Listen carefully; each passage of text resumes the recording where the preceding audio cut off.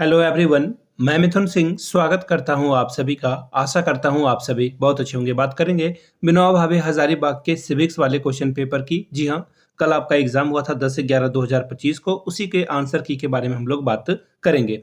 आगे बढ़े उससे पहले देखिए, मुझे इंग्लिश की पेपर अभी तक नहीं मिल पाई है, तो प्लीज़ सेंड करें जिनका भी इंग्लिश का पेपर था। हिंदी का पेपर मुझे अभी तक नहीं मिल पाया, खोट्ठा का। इसके अलावा संथाली, ये उर्दू वगैरह जो का जिन लोगों का पेपर का एग्जाम हुआ है, प्लीज़ आप मुझे सेंड कर देंगे। यहाँ से देखिए, मैं अपना नंबर बता देता हूँ, व्हाट्सएप का नंबर 7979054474 पे। जितनी जल्दी आप सारे पेपर को सेंड करोगे, उतनी ही जल्दी असेसमेंट फॉर लर्निंग वाले जो एमसीक्यू हैं पीवाईक्यू के, वो आपके साथ में साझा कर पाऊंगा। तो प्लीज़ सेंड करें जितनी जल्दी हो सकेगी। सारे पहले आंसर की आएंगे ना, आफ्टर दैट वो वीडियो आएगी। यहाँ से व्हाट्सएप आईडी आपको दिख रही होगी। चलिए अब आगे बढ़ते हैं। पेडागोजी ऑफ सिविक्स में जो सवाल पूछे गए थे, एक एक करके सारे सवालों को हम लोग देखेंगे।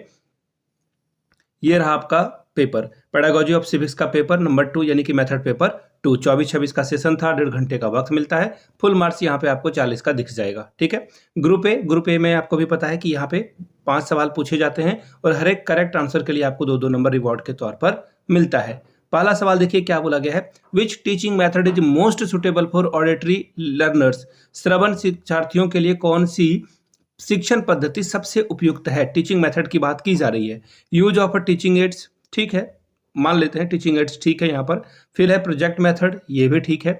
अगला है प्रॉब्लम सॉल्विंग मेथड, ये भी ठीक है। और लेक्चर कम डिस्कशन मेथड, ये सबसे गलत माना जाता है। लेकिन वो बोलते हैं ना कि सिचुएशन के आधार पर आपको जो है ऑप्शन भी ढूंढना होता है और चीज़ों को समझना भी होता है। यहाँ पर बात की जा रही है किसकी, जो सिर्फ बच्चे सुन सकते हैं। तो ऐसे में आप टीचिंग एड में तो सब कुछ आता है, टेलीविजन भी आता है, आप प्रोजेक्ट मेथड भी कर सकते हो। तो बच्चा वो देख नहीं पाएगा ना विजुअल्स, तो ये ऑप्शन कट जाएगा। प्रोजेक्ट मेथड में भी वो जो है लर्निंग बाय डूइंग ज़्यादा नहीं कर पाएगा, ज़्यादा पार्टिसिपेशन उसकी नहीं हो पाएगी। प्रॉब्लम सॉल्विंग मेथड भी यहाँ पे नहीं होगा, यहाँ पे हो जाएगा जब वो लेक्चर कम डिस्कशन मेथड में आएगा। और ये जो अभी मैं आपको ये बात बता रहा हूँ ना, ये पहले वाले एमसीक्यू में अगर आपने सच में ईमानदारी से देखी होगी, आपको पता होगा कि ये मैंने पहले भी क्वेश्चन करा रखा है, हूबहू सवाल आया हुआ है। अगला सवाल देखिए क्या है। Project method is based on which principle. योजना विधि किस सिद्धांत पर आधारित है। योजना विधि के बारे में जान लीजिए। सबसे पहले जो प्रोजेक्ट मेथड है, इसके बारे में इसके जो फादर हैं उनका नाम है जॉन डीवी। उन्होंने जो है सबसे पहले इस पे काम किया था। जॉन डीवी साहब के द्वारा जो है इस पे काम किया गया था। और कहीं कहीं पे आपको किल पैट्रिक के बारे में ज़्यादा जो है बात की जाएगी। जॉन डीवी के ही मेंटरशिप में, यानी कि ये गुरु थे, इनका एक शिष्य था जिनका नाम था किल पैट्रिक। ठीक है, किल पैट्रिक साहब ने जो है इसको बहुत ही पॉपुलराइज कर दिया। बोलते हैं गुरु गुड़ चेला चीनी वाली बात हो जाती है। तो सारे लोग प्रोजेक्ट मेथड के बारे में किल पैट्रिक के नाम से जानते हैं, लेकिन जॉन डीवी साहब के कारण ये जो है पैदा हुआ था। पहली बात ये तो यहाँ से आप समझ गए। अब बात आती है कि ये किस प्रिंसिपल पे काम करता है। तो देखिए, जॉन डीवी साहब जो है लर्निंग बाय डूइंग, प्रेगमेटिज्म पे बहुत ज़्यादा बिलीव करते थे। तो आइडियलिज्म तो होगा नहीं, रियलिज्म भी नहीं होगा। लर्निंग बाय डूइंग आपको ये प्रेगमेटिज्म में दिखेगा। ऑप्शन नंबर 3 आपका सही होगा। आगे देखिए अगला सवाल।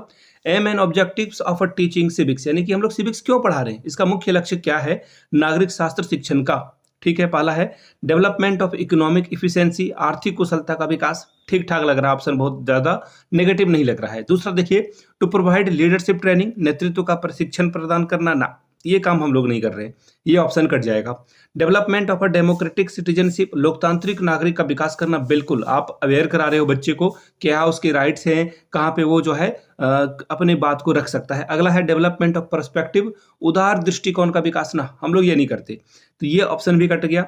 अब बात आती है कि 1 और 3 में सबसे ज्यादा बेहतर कौन है। इकोनॉमिक इफिशिएंसी की अगर बात करोगे, आप पढ़ा रहे हो सिविक्स, नागरिक पढ़ा रहे हो, तो वहां पे आर्थिक कुशलता की बात नहीं आएगी, ये भी आपका कट जाएगा। ऑप्शन 3 आपका सही होगा। हाँ, सिविक्स में आप पढ़ते हो कि कैसे जो है केंद्र सरकार जो है अपने फेवरेट राज्यों को जो है फंड वगैरह एलोकेट करती है, इसलिए मैंने उसको पहले टिक किया था कि ये भी हो सकता है। लेकिन सबसे बेहतर क्या होगा, ऑप्शन नंबर 3।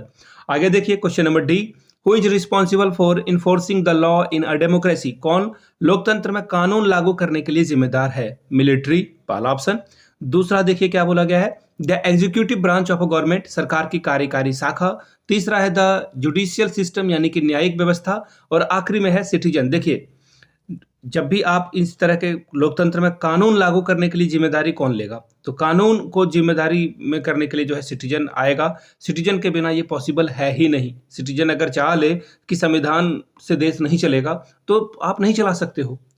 गवर्नमेंट नेपाल में देखना कई बार जो वो राजशाही मांग रहे होते हैं, वहाँ पे डेमोक्रेसी जब आई तो डेमोक्रेसी की वजह से वहाँ पे देखना भी जनजी का प्रोटेस्ट हुआ था वहाँ पे, तो लोग का कहना था कि इतना करप्शन है यहाँ पर डेमोक्रेसी में कि वो डेमोक्रेसी की सरकार नहीं चाहते हैं, तो वो बातें हो जाती है।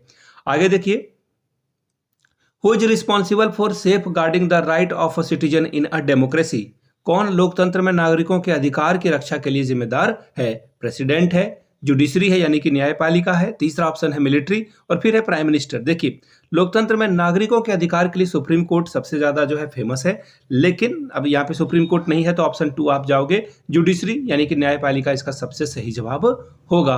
तो ये था सिविक्स का सवाल, मैंने करा दिया। अभी तक देखिए कौन कौन सी वीडियो आ गई है, हिस्ट्री की वीडियो आ गई है, सिविक्स की वीडियो आ गई है, ठीक है। इसके अलावा जो है मैंने हिंदी की वीडियो बना दी है, हिस्ट्री की बना दी है, और भी जो वीडियोज है धीरे धीरे आपको सारे, फिजिकल साइंस का मैंने वीडियो बना दिया है, ठीक है। तो अभी जो है आगे ज्योग्राफी का मैंने बना दिया है, और भी वीडियोज आपको सोशल साइंस का जो है देखने को मिलेगा। वीडियो को यहाँ तक देखने के लिए आप सभी का बहुत बहुत शुक्रिया। Have a good day.